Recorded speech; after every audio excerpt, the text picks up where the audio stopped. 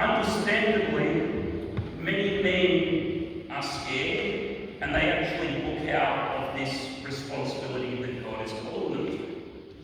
But what we see in Joseph is he's a man low on resources.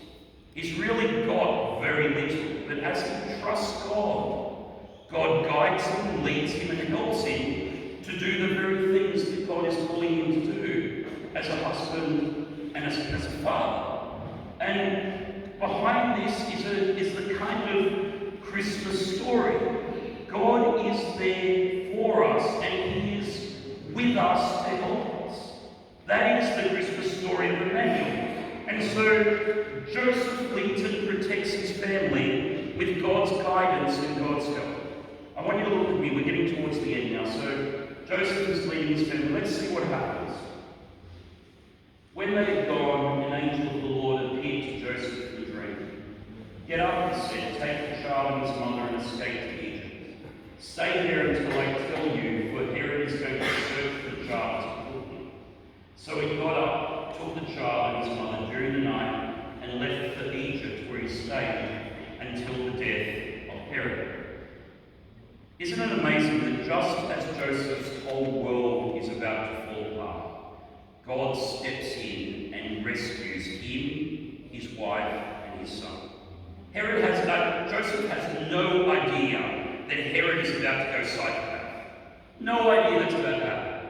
But there is someone who knows everything that's going to happen. And so God actually steps in at the exact right moment, at the exact right time, and says to Joseph, "Look, it's time to pack your bags, and it's time to head for Egypt. No, not slowly, right now."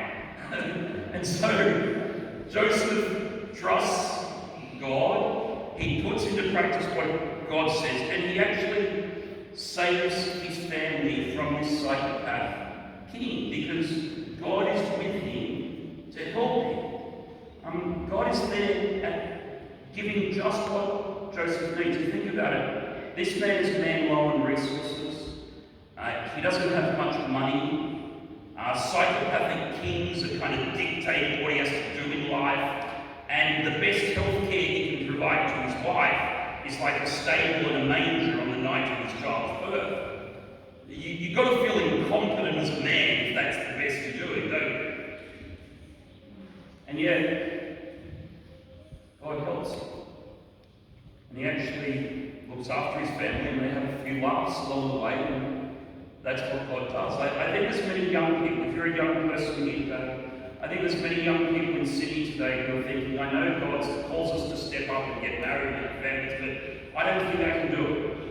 I think the rent's are too high, the mortgages are too big, we can't afford this crazy wedding, let alone insurance and health insurance and children's education. And so you kind of book out, or you start trying to find shortcuts where you kind of have some of it, but you don't ever accept the responsibilities that come with it. And what I want to say to you is, I think every generation has actually felt this way, in some way. And the only way to really rise up and overcome these fears and have confidence that you can do it is by realising that God is with you and He's there to help you. And it's in taking Him by the hand that He actually provides the things that you don't think you can provide, so that you can provide. And what we see is God guiding and helping Joseph be the man he needs to be. Marry Mary, adopt Jesus, go to Egypt. And as Joseph listens and obeys, he then is able to navigate through all the perils of his family. Now, as it turns out, Herod